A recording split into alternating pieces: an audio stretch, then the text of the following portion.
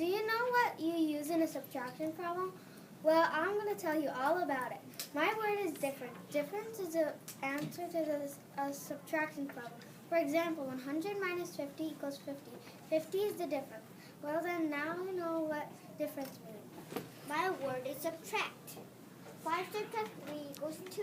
Subtract means to minus something or making numbers lesser or smaller.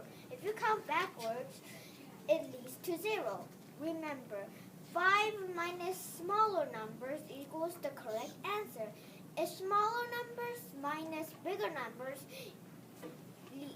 is not an answer because it leads to 0. Hope you learn a lot about subtraction. My word is pattern. Pattern means a repeated decorative design.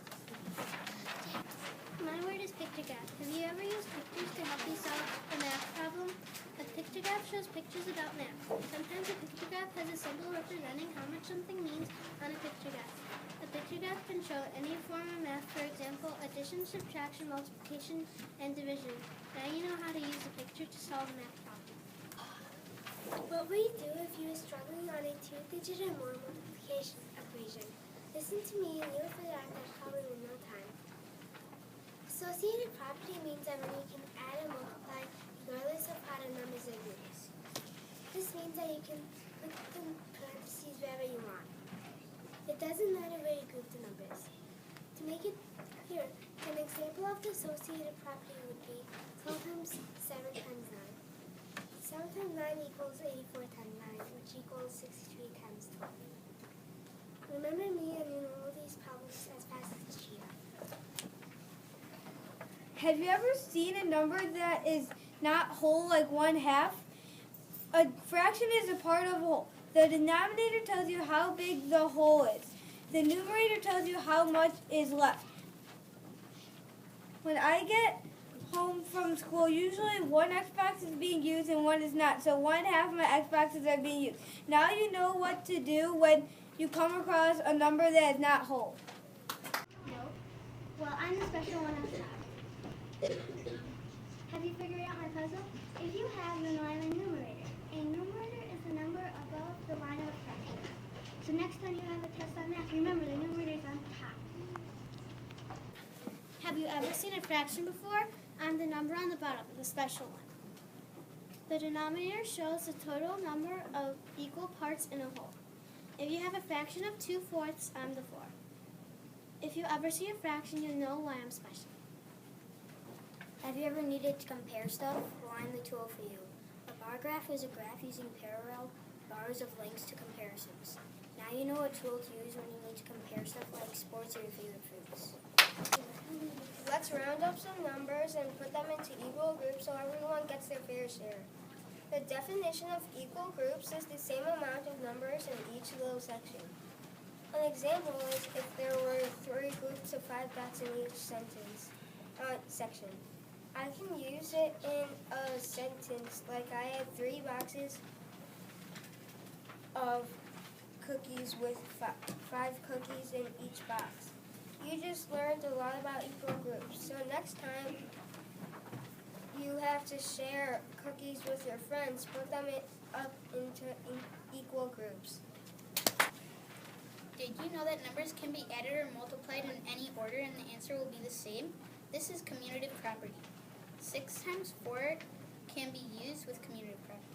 10 plus 14 equals 24. 14 plus 10 equals 24. Number is 42. The number 42 has many numbers that equal to it. This is called factor. The meaning of factor is a whole number that can be divided exactly into a larger number. Now you know that 42 has many factors that equal to it. My word is product. 5 times 5 is 25. You know what the answer's name is? It is the result you get when you multiply 2 numbers.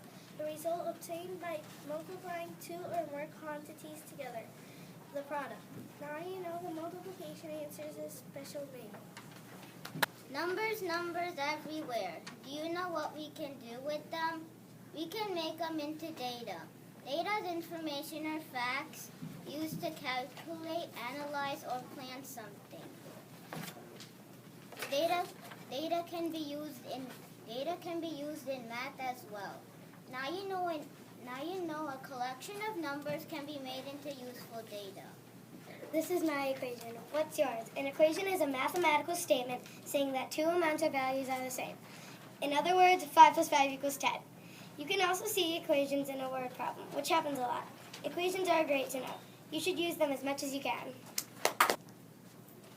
Have you ever had trouble in multiplication? Just use an array. In math, an array refers to a set of numbers or objects that will follow a specific pattern. An array is an orderly arrangement, often in rows, columns, or matrix. Arrays are used in multiplication and division as it shows a great visual way to show how multiplication can be shown as repeated addition and division. It can also be shown as shares. So there we have it, array. Almost all of you know array, but have you heard the definition like that? My word is multiply. Multiply can increase and grow numbers. If you multiply, you increase a greater number. Or you could draw an X in the middle and write two numbers right next to it. Now you correct it and write awesome. I have a tool to help you. It helps you add, subtract, and with counting and fractions. A number line is a line that shows numbers in order using a scale. I used a number line to count to 225. And remember, when you have a test with adding, subtracting, and counting and fractions, you know who to call. Yay. I'm unit fraction, and I'm the number one fraction. A unit fraction is a fraction with a numerator of 1. Example, 1/2. Now you know that I'm the number one fraction. My word is addition. Addition is something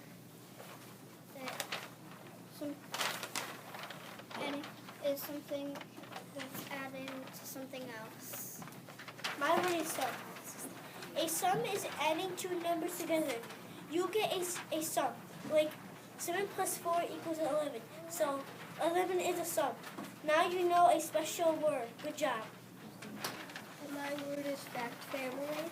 A fact family is a group of related addition, subtraction, multiplication, or division facts. Divide.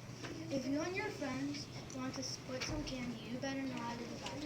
Divide is when you split something into equal groups, or you could divide numbers. Those are two ways you could divide. Now you could go divide that candy. Did you know fractions that are different can actually be equal? These are called equivalent fractions. Equivalent fractions appear to be different values, but reduced to the same simplified form. For example, 4/8 and 24/4/8 both simplified to 1/2. These are equivalent fractions. Equivalent fractions can be helpful when you have a very large fraction. Next time, reduce it and make your life easier. Distributive property is my word. Your part is to solve my equation. The distributive property is when a multiplication fact can be broken into the sum of another fact, like 6 times 4. You would break the 6 into 3 plus 3